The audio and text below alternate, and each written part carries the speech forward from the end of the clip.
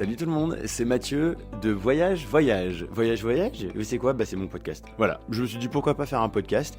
On va relancer ça, on va relancer la machine là, avril 2026, je vais recommencer les interviews en mode vraiment podcast. Mais il y a quelques mois, quelques années, j'avais enregistré comme des interviews, des échanges, des rencontres où on papote avec des copains, des copines, des personnalités que vous connaissez ou non. Où on s'est posé dans mon canapé, on a parlé de voyage. Et c'est avec Prisca, une collègue, copine, hôtesse de l'air, qu'on va passer un petit moment à partir de maintenant, dans quelques secondes. Mais juste avant, sachez que Prisca a vécu un voyage de vie qui l'a amenée à devenir hôtesse de l'air. Et son histoire m'a vraiment grave touché. Je me suis dit, tiens, pourquoi pas en parler avec toi, Prisca. À l'époque, c'était pas un podcast, c'était une interview. Mais en tout cas, maintenant, vous l'écoutez en podcast. Et je vous souhaite une excellente écoute de ce podcast, Voyage, avec Prisca. Bonne écoute. Salut Prisca. Salut. Ça va ? Oui, et toi ? Oui, ça va très très bien. Je suis ravi de t'accueillir ici à la maison. Merci. Alors, je vous préviens tout de suite, il y a des travaux au-dessus. Il fait chaud, donc la fenêtre est ouverte. On entend des petites bzzz comme ça. Je suis désolé, c'est le bruit. J'espère que vous l'entendrez pas trop et que ça ne dérangera pas trop les propos de Prisca, qui est donc une collègue hôtesse de l'air. Et on va revenir sur ton parcours d'hôtesse de l'air, mais aussi sur une histoire assez bouleversante, Ouais. en tout cas qui m'a beaucoup touché, sur ton adoption, ton tout premier voyage et ton premier vol en tant qu'hôtesse de l'air. On en parlera juste après. Mais avant, j'aimerais bien qu'on fasse un point sur toi, en fait, sur depuis quand tu es hôtesse de l'air, qu'est-ce qui t'a fait devenir hôtesse de l'air, un petit peu tout ce parcours. Depuis quand tu es hôtesse de l'air, Prisca ? Ça fait maintenant 5 ans. 5 ans. J'ai commencé vers 2017. Ouais, t'as quel âge là ? Donc là, j'ai 33 ans. D'accord, tu faisais autre chose avant ? J'ai fait des études en com et j'ai fait des petits boulots, j'ai voyagé. Donc je suis partie en Nouvelle-Zélande pendant 1 an et puis voilà, je suis arrivée dans cette compagnie. Donc on est bien sur le voyage, hein. On va très très bien. Qu'est-ce qui t'a fait devenir hôtesse de l'air ? Est-ce qu'il y a un truc qui t'a mis le pied à l'étrier pour que tu sois aujourd'hui hôtesse de l'air ? En fait, ça a été familial en fait. Ouais. Donc, ça a été avec mon grand-père en fait, tout simplement. Il était steward ou... Pas du tout, Non ? juste il était aussi chercheur en fait et tout simplement il aimait voyager. Donc il a passé un peu ça dans la famille et à ses enfants et à ses petits-enfants. Donc il nous a permis de voyager un peu à droite et à gauche dans des pays merveilleux, enfin des endroits merveilleux, des destinations merveilleuses. Quel endroit par exemple ? On a fait alors entre cousins, avec mon cousin, ma sœur et mon grand-père, on est parti en Alaska pendant l'été. Pendant 1 mois. Après, moi, je suis partie au Vietnam avec lui, toute seule. Et puis, on a fait la Turquie avec lui et mes parents. Et il a amené ma sœur au Kenya, l'Irlande pour notre cousine. Ouais. Donc, voilà, c'était un peu... Et qu'est-ce que dans ton quotidien d'hôtesse de l'air, on a tous une raison qui nous fait kiffer notre job. Toi, ce serait quoi ? S'il y a bien un truc à retenir sur ton métier d'hôtesse de l'air, c'est qu'est-ce qui t'épanouit dans ce métier ? Les dans rencontres. Cette vie ? Les rencontres ? Les rencontres. Aussi le fait de me réveiller un matin dans autre part que dans mon lit et cette vie décalée en fait. Et j'adore avoir les fragments de vie de certaines personnes. Et puis donc là, c'est vraiment, ça alimente ma curiosité, ça me nourrit en fait. Parce qu'en fait, pour remettre dans le contexte, on travaille rarement avec les mêmes équipages. Exact. On découvre toutes les semaines de nouveaux collègues aussi, passagers. Et même sur place, en escale, ça t'arrive de rencontrer des gens comme ça à la volée Est-ce qu'il y en a, je sais, qui vont rester un peu dans leur petite bulle ? Soit ils voyagent tout seuls, enfin ils sont en escale tout seuls, soit avec l'équipage, et puis d'autres qui aiment bien la rencontre d'autres personnes. Toi, ça t'arrive de rencontrer des gens un petit peu Moi, j'aime bien me promener, je parle aussi avec les gens qui travaillent dans les hôtels. Dans la rue, je suis assez sociable, donc en fait, j'aime ça. En fait, je m'intéresse aux autres, en fait, donc et les collègues en particulier aussi. Donc voilà, non, je reste dans la chambre. C'est rare quand même, on va dire. C'est vraiment quand je suis fatiguée et que voilà. Et que tu as besoin de récupérer un petit peu ça arrive du aussi. décalage et tout. Clair, on a besoin de cette soupape de repos en fait. Savoir s'écouter. Parce qu'on a envie de découvrir. Il y a des villes, peut-être la première fois que tu vas aller, je sais pas, par exemple à San Francisco. Mais le décalage, il fait quand même mal à la tronche. Et tu dis, là, il va falloir que je dorme quelques heures en fait avant de me balader. Puis il faut s'écouter, puis se dire peut-être que j'y reviendrai en fait. C'est pas grave, cette fois-ci, je reste dans ma chambre et puis tout va bien. On va revenir sur un point qu'on n'a pas abordé dans les vidéos encore, c'est ce qu'il y a dans le sac, dans une valise d'un steward ou d'une hôtesse de l'air. Je pense que je vais poser un petit peu la question un peu à tout le monde, mais avant tout, je veux qu'on revienne sur l'histoire de ta vie en fait. Si tu es dans les avions aujourd'hui, c'est pas anodin, c'est pas pour rien. Ton tout premier voyage dans ta vie, t'avais 6 mois. C'est ça. Raconte-nous un petit peu, Prisca, parce que ton histoire est trop belle. Ouais, c'est plein de signes, mais voilà. En fait, je suis adoptée. Et donc, je suis d'origine de Madagascar. Je suis née à Madagascar. D'accord. Et mes parents, en fait, sont venus me chercher à l'âge de 6 mois Donc c'était le 18 janvier 1990. Ouais. Et il se trouve que je suis jamais revenue en fait dans mon pays d'origine. Ça s'est jamais présenté. J'ai fait mes études et puis voilà. Donc je voulais du temps pour faire ça.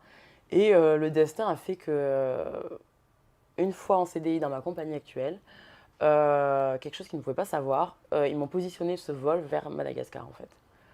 Et donc c'était la date anniversaire de mes 30 ans, enfin de ce dernier voyage en fait vers Madagascar, enfin de départ de Madagascar. C'est un truc de ouf. Et effectivement, comme tu as dit, c'est pas quelque chose qu'ils pouvaient savoir Non. avant. C'est Non. pour ça que tu parles de signes juste avant. Ouais. Enfin, c'est complètement magique. Et, Ouais, c'est le pur hasard. et je crois même que tu as logé dans genre le même hôtel que tes parents Exact. avaient réservé. La dernière nuit, parce que je suis Tamata, donc la dernière nuit avant de partir à Paris en fait. Donc c'était dans ce fameux hôtel et on a été logés dans cet hôtel avec ma compagnie actuelle. Donc en fait, et en plus, rien n'avait bougé en fait. Ouais. En 30 ans, rien n'avait bougé. Mes parents m'ont dit les chambres étaient exactement pareilles. Parce que tes parents étaient avec toi aussi? Oui. Donc, donc c'est vraiment le package. Mais ouais. c'est un truc de fou. J'ai amené du coup mes parents, j'ai ramené mes parents avec moi sur cette rotation parce que c'était vachement important pour moi. Bah oui. C'était le retour, je ne savais pas comment ça allait se passer. Je ne savais pas du tout ce que ça allait remuer en moi, si ça allait me faire du bien, pas du bien. Et donc voilà, c'était... Ça a fait quoi au final? J'ai eu l'impression de rentrer chez moi. Ouais. Mais ça m'a confirmé aussi des choses, par exemple, d'être dirigée vers ce métier en fait, de PNC, en fait, tout simplement. Tu penses que le fait d'être hôtesse de l'air, c'est un peu comme si tu allais à la quête de tes origines? Enfin, ouais. Je pense qu'il y a quelque chose oui, au niveau de l'identité, en fait. Ouais. Je me sentais bien, en fait. Là, je me sentais bien. Tout était aligné, tout était... je revenais avec mes parents, tout était vraiment... Ça t'a dit quelque chose, mis à part le fait que tu étais dans la bonne voie? Est-ce qu'il y avait peut-être, je sais pas, autre chose un peu magique? Ouais, pour moi, c'était naturel, mais c'était même plus important, en fait, ce voyage en fait, de retour a été plus important que retrouver, par exemple, mes parents génétiques, par exemple. D'accord. Tu les as retrouvés? Non, pas encore, mais en fait, je sais pas, déjà, ça m'a comblé, en fait. Une case a été... T'es retourné à la maison, en fait? Voilà, ouais. C'est quand même ouf, parce qu'en fait, c'est vrai que quand tu pars, t'as 6 mois, c'est quand même quelque part que tu n'as pas connu. Enfin, donc avoir la sensation d'être chez toi, à l'autre bout du monde, un endroit que tu n'as pas trop connu, parce qu'entre 0 et 6 mois, c'est quand même... Et c'est quoi? Qu'est-ce qui t'a fait ressentir ça, justement, d'être à la maison? De voir des gens qui me ressemblent aussi, physiquement. Oui, déjà, ouais, bien sûr, bah oui. Ouais. Qui me ressemblent et puis qui me regardent d'une manière comme si comme si c'était normal que je sois là. Quoi. Oui. Et je sais pas, c'était un feeling vraiment, je ne pourrais pas vraiment le décrire, mais c'est vraiment un feeling naturel où tu dis, en fait, ça fait partie de moi, c'est mon ADN aussi.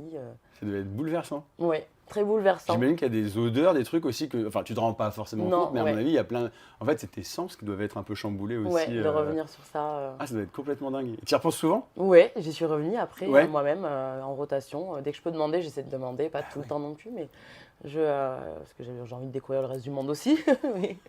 T'es où la semaine prochaine? À Madagascar. Voilà. La semaine prochaine? À Madagascar aussi. À la maison. Bah oui, donc. Tu y es retourné en vacances ou En vacances, pas encore. Ouais. Parce que j'aimerais bien faire plus longtemps. Oui, pour le coup, partir de 3 semaines. Voyager. Ouais, carrément. Mais c'est super intéressant. Trop bien, merci pour ce partage d'anecdotes. Moi, je trouvais ça absolument dingue et je veux, dans ces vidéos, aller à la rencontre de tout plein de gens, de plein de collègues aussi, mais plein d'autres personnes et d'avoir des petites histoires comme ça. Donc, si vous retrouvez un petit peu dans l'histoire de Prisca d'une façon ou d'une autre, n'hésitez pas à m'envoyer un petit message. Parce que je pense qu'on peut faire tout plein d'autres vidéos un petit peu semblables. Et parler de ta vie d'hôtesse de l'air, maintenant, c'est ce qu'on va faire. Ok. Qu'est-ce qu'il y a dans ta valise? C'est une question un peu con, mais c'est plus les indispensables pour les personnes qui voyagent peu, tu vois, ou même juste moi, ça se trouve, je vais me dire, ah mais oui, mais j'ai jamais pensé à mettre ça dans ma valise. Oui, Qu'est-ce qu'il y a dans ta valise d'important? Je l'ai appris pendant le voyageur. Ouais. Moi, c'est tout bête, c'est une multiprise. C'est la chose que j'oublie le moins, avec mon adaptateur. Parce qu'un adaptateur, tu peux brancher qu'une chose. Donc, tu veux te faire tes cheveux avec ton sèche-cheveux que tu ramènes. Tu l'enlèves, tu peux pas brancher ton téléphone en attendant. Non, en fait, tu mets ton adaptateur, ta multiprise. Moi, c'est un bloc qui fait rallonge avec. Tu peux mettre les câbles. Et en plus, les prises ne sont pas forcément à côté du lit aussi. Donc, en fait, ça permet de. Voilà. Ça me rend ouf. C'est con, hein. Oui. Je peux te dire, tu peux être super content parce que tu es à l'autre bout du monde. Il fait beau, il fait bon, les collègues sont cool, tout va bien. Et là, tu veux juste brancher ton téléphone à côté du lit pour regarder un peu ton téléphone avant de te coucher. et il n'y a pas de prise. Et tu es obligé de te mettre là-bas au fond de la chambre, et ça me rend dingue. C'est ça. Ça m'énerve. Donc ouais, même l'autre jour, je crois que j'étais à La Réunion, et je suis allé acheter des rallonges. En fait, j'en ai acheté 3 des multiprises pour les mettre les unes derrière les autres. Surtout que faut pas trop faire ça. C'est loin. La Réunion, donc toi, ton conseil serait de prendre une multiprise, l'adaptateur, ou peut-être une rallonge, ou en tout cas la multiprise qui... Ça se trouve, surtout sur Internet ou quoi, ça se trouve. Dans ton job d'hôtesse de l'air, j'imagine qu'il se passe des trucs un petit peu, ça nous arrive tous, des choses un peu farfelues ou des choses un petit peu mignonnes, un peu chouettes. Toi, est-ce que tu as vécu un truc un peu rigolo dans l'avion, ou pas rigolo, ou en tout cas marquant? C'était plutôt rigolo en fait, c'est une prof en fait tout simplement, qui était en voyage scolaire, donc qui accompagnait ses élèves, je crois que c'était un vol vers les États-Unis en 380. Et à cette époque-là, c'est 380. C'est gros avion, l'Airbus A380. Très très gros. Merveilleux. Et en fait, il y avait, on avait des écrans et on pouvait discuter entre passagers. Il y avait un chat en fait entre sièges. Ça, c'était trop cool. Je trouve ça trop bien. C'était dingue. Ça permettait en fait d'apprendre à se connaître. Oui. Et en fait, elle s'est fait draguer par un autre passager qui a essayé d'engager la discussion. Et on était derrière en fait, l'équipage, on était derrière, donc on voyait un petit peu les choses qui se passaient. Et on s'est mis dans la boucle et on s'est dit, bon, on va essayer que ça fonctionne. Donc on a amené du champagne en disant que c'était de la part de monsieur. Et ils s'en sont retrouvés en fait à l'arrière au galet pour parler, discuter, échanger les numéros.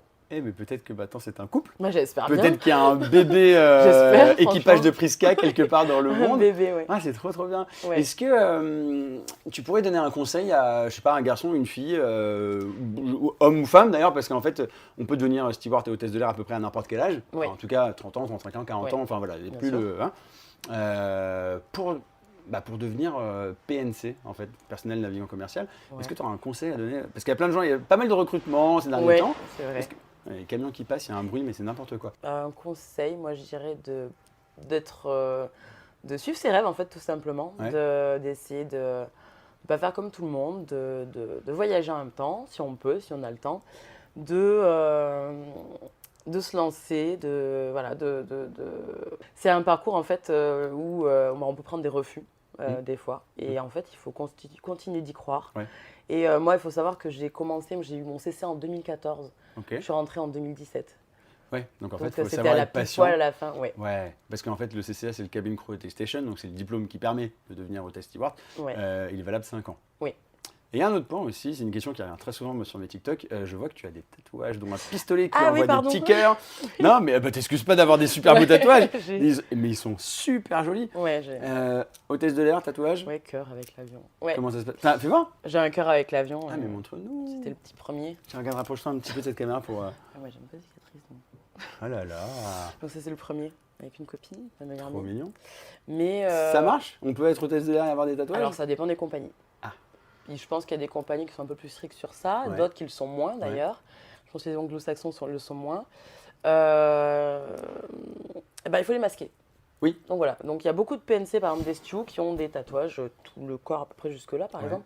Mais ils gardent les manches longues ou... Il ne faut pas que ça se voit en fait. Voilà, c'est ça. Tu as le droit d'en avoir sur... Mais je ne sais pas s'il n'y a pas une compagnie... Si, je crois qu'il y a une compagnie interdit complètement. Non mais il y en a une qui accepte qu'il soit visible et une compagnie qui refuse complètement. Moi, je sais que j'avais fait un recrutement d'une compagnie, une autre compagnie en fait, et vers le Moyen-Orient. Et en fait, ils me demandaient ce qu'on montre les cicatrices et les tatouages. Mais alors, est-ce que c'était pour savoir? Ah, c'était éliminatoire. Même les cicatrices. Les cicatrices, les grosses cicatrices. Mais c'est des fous. Oui. Ah mon Dieu, j'espère que c'est le genre de choses qui vont changer avec j'espère, le temps. Parce que moi, dans ma compagnie, quand j'ai commencé, enfin dans notre compagnie, quand j'ai commencé, quand j'étais saisonnier, on m'avait demandé si j'avais des tatouages et tout ça et des piercings, mais c'était plus pour noter, c'est un peu trash ce que je veux dire, mais pour en cas d'accident, pouvoir reconnaître éventuellement c'est ce qu'ils m'ont expliqué en tout cas. Je crois que c'est pour ça, c'était pas pour parce que j'avais déjà des tatouages et des bouts d'oreilles, des trucs, des machins. Donc c'était pas pour me l'interdire, mais en tout cas peut-être pour... ça serait ça peut être pour ça. Mais donc du coup on peut être hôtesse de l'air et avoir des tatouages, mais il faut les cacher. J'achète aux États-Unis des pansements couleur chair. Ah oui, comme ça en fait. Couleur noire. Oui, il y en a qui mettent du comment ça s'appelle du fond de teint professionnel. Du fond de teint professionnel ou encore du latex. Ça c'est un conseil aussi. Il y en a qui mettent du latex et après par-dessus un peu de fond de teint juste pour remettre à la couleur de la peau. Je trouve que c'est un peu galère. Juste si vous n'êtes pas encore tatoué, réfléchissez un petit peu, évitez d'en faire là, machin, là, sur le visage, sur les mains, Non. évitez, parce que là, par contre, si on voit des tatouages sur les mains, c'est fini. Bah ouais, c'est fini. Il faut faire laser, quoi. Mais lancez-vous d'abord dans cette carrière, et puis après, vous réfléchirez à ce que vous voulez, quoi. Qu'est-ce que ça t'apporte, ce métier d'hôtesse de l'air? Moi, ça m'apporte... ma vie, en fait, tourne autour du voyage. Tout est autour du voyage. Tout est autour du voyage. Moi, ça apporte beaucoup de choses, en fait, ce métier-là. Je rencontre tout le temps des collègues différents. Ça m'enrichit. Je suis devenue curieuse, encore plus curieuse. Ça m'a fait évoluer. Ça m'a donné confiance en moi aussi. Y a beaucoup de gens qui ont peur qui pensent qu'à ça, par exemple aux annonces, de parler en public. T'es timide à la base?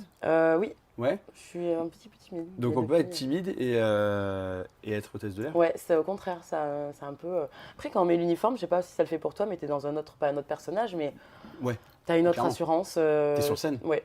Moi, je ne verrais pas parler devant 200 personnes. Pour leur dire de s'asseoir. Et là, même les annonces, moi, parfois, et pourtant, j'ai quand même fait de la radio pendant 10 ans. Enfin, un peu moins maintenant, parce que maintenant, je connais bien les annonces, je les connais par cœur. En tout cas, celles que je connais pas, ça va m'intimider. Je vais avoir peur, je vais transpirer un petit peu, je vais dire j'ai peur de bégayer. S'il y a quelqu'un qui est à côté de moi qui me regarde, je suis comme non, dégage, il faut que je sois tout seul. Tu vois, non, mais c'est vrai que. Et ben oui, tu rentres un peu dans la peau d'un personnage, tu t'enfiles ton costume, c'est ce que je dis souvent, et puis tu rentres sur scène, t'es spectateur. Enfin, Mathieu dans l'avion. Voilà, ils ont pas payé la place pour venir te voir toi, c'est moi, mais enfin voilà, c'est un peu. Puis on joue un rôle et puis on représente la compagnie pour laquelle on travaille. Et d'ailleurs, le fait de représenter une compagnie et d'avoir un uniforme, ça permet aussi de mettre une barrière un petit peu, surtout quand on a des passagers un petit peu difficiles. Ah oui. T'as déjà eu des passagers difficiles à bord? Un taxi, en fait, c'est un passager indiscipliné, tout simplement. Oui, alors c'est avec l'alcool. J'en ai eu même plusieurs. Le mélange de l'alcool et des médicaments aussi. Donc, ça est déjà arrivé. La cigarette aussi. En fait, il y a des raisons pour lesquelles on conseille de ne pas boire, enfin moi sur mes vidéos et d'autres hôtesses dessus sur les réseaux qui disent de ne pas trop boire dans l'avion parce qu'en fait les effets de l'alcool sont multipliés par 2 voire 4 parce qu'on est quand même en altitude. On est à 10 000 mètres d'altitude, mais la cabine est pressurisée comme si on était à 2000 mètres d'altitude, mais toujours est-il qu'à 2000 mètres d'altitude, vous allez à la montagne, vous buvez un verre, vous êtes un peu plus vite bourré. Donc il faut faire hyper attention, et il y a des gens qui effectivement avec les médicaments ou autres, ça un petit peu quoi. Ça a été compliqué à gérer? Après il se calme, mais bon, voilà, il faut que tout le monde soit dans la boucle. Il y a une procédure où tout le monde est dans la boucle, surveiller la personne. Donc non, il y a eu ça, la cigarette aussi, trouver un passager qui a fumé, parce que notre ennemi premier c'est le feu. C'est pas qu'on n'a pas envie d'empêcher les passagers en fait de fumer, et voilà, de passer du bon temps, je ne sais quoi. Mais pas dans l'avion. Mais voilà, juste pas dans l'avion s'il vous plaît. C'est pour cette raison qu'il n'y a plus d'ailleurs de cigarettes dans les avions, d'espace fumeur en fait tout simplement. Et donc voilà, et en fait, il y aura beaucoup de répercussions à ça si les gens le font. En fait, tout simplement, ça peut être la police à l'arrivée, une amende, ça peut être blacklisté aussi de la compagnie. Donc ça peut aller très très loin parce que ça remet en question en fait la sécurité du vol. Est-ce que tu peux nous expliquer ce qui peut se passer si quelqu'un éteint mal sa clope ou quoi? Ça va prendre feu en fait, tout simplement, ça peut déclencher un feu, donc ça peut être souvent dans les toilettes parce que la personne va fumer dans les toilettes, va croire avoir bien éteindre sa cigarette, mettre dans la poubelle. Sauf que dans la poubelle, il y a quoi? Il y a du tissu, il y a des serviettes, il y a des mouchoirs et tout ça, des trucs hyper inflammables très rapidement. Et le feu prend plus vite. C'est un peu comme l'alcool, on est bourré plus rapidement. Mais le feu, dans l'avion, ça tout est multiplié. Tout est multiplié, et c'est le cas des émotions aussi. Enfin, tout est multiplié dans l'avion. En termes d'émotions, et ce sera ma dernière question, Prisca, est-ce que tu es heureuse en tant qu'hôtesse de l'air? Oui, moi je suis très heureuse. C'est mon quotidien. J'ai de la chance d'être bien entourée aussi au niveau familial, où tout le monde a toujours validé ce projet-là et le comprend. Donc je suis bien accompagnée sur ça et moi ça m'a permis de faire des bonnes rencontres, ça m'a permis de faire plein de choses autour dans ma vie avec ce métier-là et je suis très contente de ma compagnie où je suis, j'ai de la chance aussi et je fais tout pour que ça dure en fait. Ouais, tu te vois hôtesse de l'air dans 30 ans? C'est un projet de vie, hôtesse de l'air? Bien sûr, après j'aimerais bien être pilote aussi. Donc voilà. Tu bosses dessus un petit peu? Ouais, là je suis en train de bosser sur le projet. Trop bien. Voilà, c'est quelque chose que on verra si ça se passe, mais. On croise les doigts à fond alors pour que ça, faut y croire ça pareil. Et c'est archi possible. Hein. Il y en a des hôtesses, des stewards qui sont devenus pilotes. Parce qu'il n'y a pas que, il y a plusieurs parcours en fait pour arriver à ce. Mais de ouf. À ça, donc voilà. Croise les doigts pour Prisca à fond. Et toute dernière question que je pose, rien à voir avec les avions, mais juste globalement, et ça rejoint un petit peu à la question que je t'ai posée juste avant, question que je pose un peu à tout le monde. Quelle serait ta clé du bonheur? de s'intéresser aux autres, en fait. De s'intéresser aux autres, de ne pas rester enfermé dans sa petite bulle tout le temps. Juste ouvrir les yeux et puis aussi positiver sur ce qu'on a, en fait, tout simplement. Se contenter aussi de ce qu'on a dans la vie.